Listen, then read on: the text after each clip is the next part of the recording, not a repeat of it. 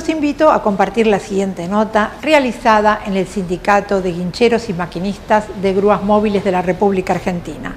Hablamos con su secretario general, el señor Roberto Coria, acerca de las últimas elecciones, donde ha obtenido un amplio triunfo a nivel nacional, y acerca de la situación personal que le ha tocado vivir. Vamos a la nota. El Sindicato de Guincheros y Maquinistas de Grúas Móviles de la República Argentina es una institución centenaria. Su secretario general, el señor Roberto Coria, quien acaba de ganar las últimas elecciones por un margen del 77%, una aprobación que la verdad merece primero nuestra felicitación. Y segundo, quiero que me cuentes el porqué de este trabajo que te llevó a tener esta victoria y que la gente te pueda volver a elegir. Buenas noches, Esther. Hola. Saludo al equipo y ante todo saludo a la audiencia de Somos Protagonistas. Te agradezco la oportunidad de estar visitando nuestra casa, y esta elección marcó un hito en el movimiento de guincheros, porque como vos sabés, no para victimizarnos, el 25 de noviembre sufrimos un atentado de amplia repercusión en los medios. Que lo sufriste en forma personal. Que lo sufrí en forma personal, un atentado que venían a buscar mi vida. Y hay una sola razón, un acto eleccionario. Nosotros votábamos el viernes 26, el día jueves 25 fueron a buscarme a la puerta de mi casa. Y siempre digo que la mayor cobardía es que te busquen a la puerta de tu casa. Porque en la jerga sindical puedes tener un enfrentamiento en la asamblea, sí. Como dicen los medios, batalla. Cara a cara. Claro, como dicen los medios, batalla campal. Sí. Como dicen los medios, duro enfrentamiento entre facciones de trabajadores. Pero irte a buscar a tu casa es de una cobardía absoluta. A traición. A traición. Yo, como lo manifesté en los medios en ese momento, y lo ratifiqué en la denuncia realizada ante la Fiscalía 6 de Lanús, tiene todas las connotaciones de carácter sindical. ¿Por qué querían matar a Coria? Para impedir un acto eleccionario. ¿Cuál es el acto eleccionario? De que el sindicato guinchero iba a ganar, esta conducción iba a seguir vigente, y los que no se bancaban perder esas elecciones contratan a un sicario para realizar esa tarea tan desleal que matar a alguien. Perdón, Roberto, a vos se te veía en la camilla que salías y decías, la elección se va a hacer, que era indefectible. Estabas en ese momento, en un momento límite de tu vida, y seguías pensando en la gente, ¿no? En que la elección se iba a llevar adelante. Porque hay una respuesta a todo esto. Los que venimos del movimiento obrero sabemos lo que significaba la intervención a los sindicatos, lo que significaba la persecución a los laburantes, lo que se llama la persecución de los delegados, la persecución a los dirigentes, y en los sindicatos no se votaba. Entonces, por más de que una lista opositora encabezada por Daniela Amarante quisieran cortar la vida con Coria, Coria le decía a sus trabajadores, voten, porque en un sindicato donde no hay elecciones, es un sindicato que no tiene voz, es un sindicato que no tiene oídos y no alcanza a ver la necesidad de la gente. Y así fue, porque todos fueron a votar. Exactamente. Y ya tenían decidido su voto, no es porque me puse en víctima, porque... No ganaste porque tuviste un atentado. Exactamente, como algunos presidentes de un país hermano que se hacía un atentado para ganar una elección. Sí. Y quiero que quede bien claro, es decir, la justicia tiene que actuar, estamos prácticamente casi para cumplir 3 meses, dicen que están actuando, pero hasta el momento no hemos visto ningún resultado. Ajá. A través de la Federación Militar Portuaria, a través de la CAT y a través de la CGT, vamos a insistir, porque no es el ataque a Roberto Coria o al sindicato guinchero, es un ataque al sindicalismo. Sí. Y si esto queda impune, cualquiera puede llegar a tomar actitudes así tan desleal como tomó Amarante, porque nosotros sabemos que el sindicalismo cumple un rol importante, clave en la defensa de los laburantes. Y si no hay una demostración de la justicia, que eso no quede impune, porque me recordaban algunos compañeros, hace más de 30 años que nos atentaba contra la vida de un secretario general del sindicato guinchero, no porque seamos privilegiados, sino porque así como se defiende la clase política, así como se defienden los sectores empresarios, así como se defiende, el movimiento obrero tiene que defender a sus dirigentes. No me tocó a mí, pero hubiera sido cualquier dirigente, tenemos que tener defensa, porque si no, ¿qué le queda para el laburante? Claro, esto sienta un precedente, ¿no? La justicia debe actuar para que esto pueda esclarecerse, que en definitiva va a ser también un camino que el sindicalismo argentino puede hacer y puede ir con la verdad, ¿no? Para que ustedes puedan trabajar como corresponde, porque en definitiva están trabajando para su gente. Debería actuar la justicia, debería funcionar la justicia, como dijo uno, un día fueron por los guincheros, como yo no era guinchero, yo no dije nada, otro día van por otro, yo no dije nada, hoy vienen por mí, es demasiado tarde, los que tenemos un poco de años sabemos de dónde vienen.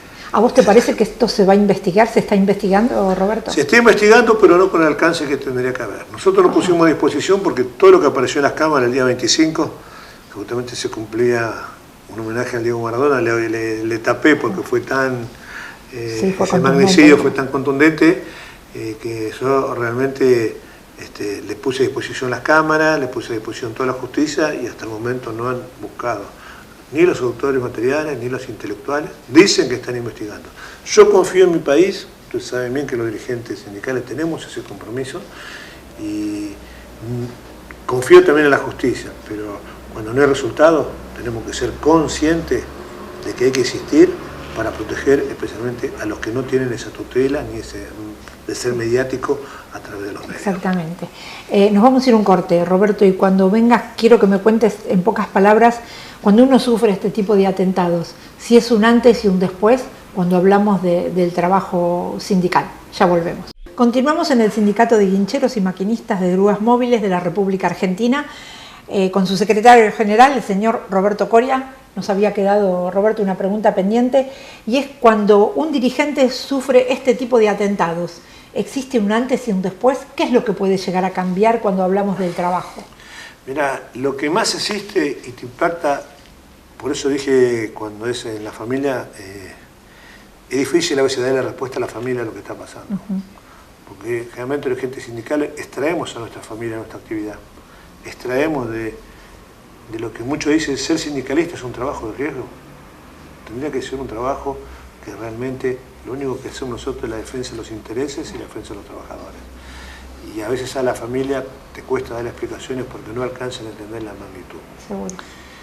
Es un antes y un después con respecto al trabajo, sí, porque, como te comentaba en el corte, hoy tenés que trabajar con alguien que te acompañe, tenés que estar ahí mirando para los dos lados. Cuando vos salías de tu casa, saludabas al vecino, saludabas al diarero, venía uno que estaba haciendo un pedido, y ahora estás viendo con esa intranquilidad que todos dicen que es el famoso post-traumático, eso que mucho no alcancé a comprenderlo. Y con respecto al trabajo, yo hace 10 días que me reintegro, estuve haciendo una rehabilitación muy intensa, me había quedado con una renguera, con estos bastones ortopédicos, y te da más el compromiso. ¿Sabes por qué? Porque decir que si te querían sacar del medio es porque realmente estabas tocando su interés. Y cuando uno habla de intereses, habla también de intereses sindicales, intereses empresarios, intereses políticos. Exacto. Y quisiera también pasar acá, nosotros los portuarios y los marítimos estamos muy preocupados con respecto a la actualidad marítima portuaria. Ustedes saben bien de que en el tema de los sacos del atentado, hablemos de política. Vamos a hablar específicamente de la política portuaria. Con respecto a los marítimos, que los barcos que se trasladan en los ríos interiores, el 90% tiene bandera extranjera. Se hizo una medida de fuerza, estamos en conciliación obligatoria, pidió 45 días el gobierno como para tratar de buscar una alternativa y una solución a este tema, porque es muy complejo de que todas las riquezas de nuestro país se transportan y se trasladan en bandera extranjera. No tenemos una política marítima, que es lo que nos daría el crecimiento como país. Exactamente. Nosotros necesitamos una emergencia naviera y portuaria. Y te llevo al tema portuario. Puerto de Buenos Aires, Puerto Federal, todos defendemos ese puerto federal, no porque tengamos acá en Capital Federal ni nada, porque ese puerto donde toda la economía regional está en igualdad de condiciones para poder ubicar sus productos en el exterior. Es un puerto que vence las concesiones de la época del 90, vence en mayo de este año, 2022. Ahora ya. Ya. Y así como le hemos pedido durante el año 2021 al actual Ministro de Transporte que necesitamos unas licitaciones transparentes, unas licitaciones concretas para que tengan las posibilidades, las 3 terminales que participen, pero siempre con una premisa, con la totalidad de los trabajadores adentro. Hemos firmado actas, hemos firmado unos acuerdos que es con la totalidad de los trabajadores. ¿Y existe esa transparencia? Existe esa transparencia, pero lo que no existe hoy por hoy es la definición política, cuáles son los pliegos de licitación. Nosotros somos Reistar, usted sabe bien que ya estamos prácticamente en el primer trimestre, porque estamos en febrero, pero tenemos que trabajar para que se produzca una discusión franca y abierta con respecto al destino del puerto de Buenos Aires. Nosotros, si algo reivindicamos, que no queríamos esa política del gobierno anterior, a través de Nicky Caputo y el negocio con Singapur, de una sola terminal, negocio inmobiliario. Que era un monopolio, en definitiva. Que era un monopolio. Nosotros seguimos insistiendo que tiene que haber por lo menos 2 terminales. Si hay 3, mejor todavía. Y que tengan la oportunidad de participar, ya sea tanto empresas nacionales como sean empresas internacionales. ¿Esto tiene que ver con la falta de un modelo a seguir? Más Porque que nada, un modelo marca un rumbo, en definitiva. Es que nosotros cuando hablamos del comercio exterior, evidentemente hay un modelo que favorece a los de afuera. Fue como echar la culpa a nuestro gobierno actual, que tiene una complejidad tremenda con la política, tenemos una complejidad interna dentro del frente de todo, pero la matriz es, nos falta un modelo nacional. Porque cuando decimos que no tenemos bandera en los barcos que transportan nuestras riquezas, los que vienen empujando las barcazas con todos los productos interiores no tienen bandera nacional, no tenemos bodegas nacionales, que nosotros tenemos que pagar un servicio para que esa plata vaya afuera. Ahora, ¿por qué no existe ese modelo? ¿Por intereses que se pueden tener por parte de las empresas extranjeras o nacionales? Porque uno a veces no entiende el porqué de no existir esa política que en definitiva puede alentar a las empresas a seguir invirtiendo en el país. Acá tenemos que llevarnos lo que fue el modelo de privatización de los años 90. Desde la destrucción a la empresa Líneas Marítimas Argentinas. Es como que a partir de ahí, ¿no? La Junta Nacional de Grano, la Junta Nacional de Carne, todo eso fue una política que prácticamente fue de extranjerización. Las consecuencias las estamos pagando nosotros. Nosotros no decimos de que somos enemigos del capital, no, todo lo contrario. Pero tiene que haber los elementos clave, exactamente los elementos clave de la economía, del valor agregado que te da tu producción, tiene que estar manejado por partes mayoritariamente nacionales. Porque esas son divisas que se van hacia afuera. Claro, todo lo que nosotros hagamos. Y no vuelven. Y no vuelven. A ver, muchas veces son divisas que se originan acá, pero por lo menos se consumen acá o en otras partes se van. Y no vuelven. Y con el modelo portuario pasa lo mismo. Nosotros, a partir del año 90, fuimos muy claros de que pasamos un tema de privatización. La Administración General de Puerto fue prácticamente desguazada, como fue desguazada Elma, como fue desguazada Aerolíneas y todas las empresas nacionales. Y están las empresas internacionales, de Hutchinson, DP World, Mer, ICSI, PCA, todas empresas que están en todas partes del mundo. Nosotros sabemos que es muy difícil correr todo, pero tendríamos que ir teniendo por lo menos poco a poco algunas terminales nacionales. Marcando objetivos, ¿no? Para que se pueda ir. De un día para otro no lo vas a poder sacar, porque necesita inversión y necesita tecnología. Hacemos un llamado ambiental al gobierno actual, necesitamos una respuesta concreta con el vencimiento de las concesiones, necesitamos pliego de licitación, las reglas tienen que ser parejas para todos. Nosotros creemos que por lo menos 2 terminales tiene que haber, no el unicato que pretendía el gobierno anterior, que quería una sola empresa, que como dijiste vos, era un monopolio, era lo que nosotros denunciábamos muy abiertamente, integración vertical, y si tienen que ser las 3 empresas, que sean las 3 empresas sin igualdad de condiciones. Tengamos un proyecto que sea claro. ¿Por qué? Porque ahí está el destino, no solamente de los trabajadores, que es lo más esencial y lo que prácticamente nos da nuestra razón de ser, sino que el puerto federal tiene que tener una competencia para que no se fijen los precios de forma tan cartelizada.